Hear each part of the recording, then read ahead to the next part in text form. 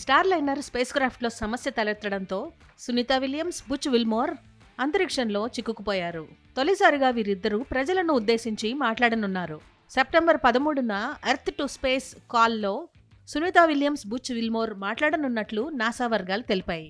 వారు అంతర్జాతీయ అంతరిక్ష కేంద్రం ISS నుంచి ప్రజలను ఉద్దేశించి ప్రసంగిస్తారని, ఇందుకోసం అంతర్జాతీయ అంతరిక్ష కేంద్రంలో న్యూస్ కాన్ఫరెన్స్ ఏర్పాటు చేశారని అన్నారు.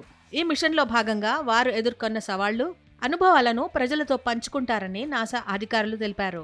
ISSలో ఉన్న ప్రయోగశాలలో వారు చేస్తున్న శాస్త్రీయ పరిశోధనల గురించి కూడా తెలిపే అవకాశాలున్నట్లు తెలుస్తోంది. 10 రోజుల మిషన్లో భాగంగా భారత సంతతి వ్యోమగామి సునీత విలియమ్స్, మరో వ్యోమగామి బుచ్ విల్మోర్ స్టార్ లైనర్ వ్యోమనౌకలో జూన్ 5న ISSకు చేరుకున్నారు. జూన్ 14న వీరిద్దరూ భూమికి తిరుగు పయనం కావాల్సి ఉండగా స్టార్ లైనర్ థ్రస్టర్లలో లోపాలు తలెత్తడంతో పాటు హీలియం లీకేజ్ కారణంగా సాంకేతిక సమస్యలు ఎదురయ్యాయి. దీనిని సరిచేసే క్రమంలోనే వ్యోమగాముల తిరుగు ప్రయాణం ఆలస్యమవుతూ వచ్చింది.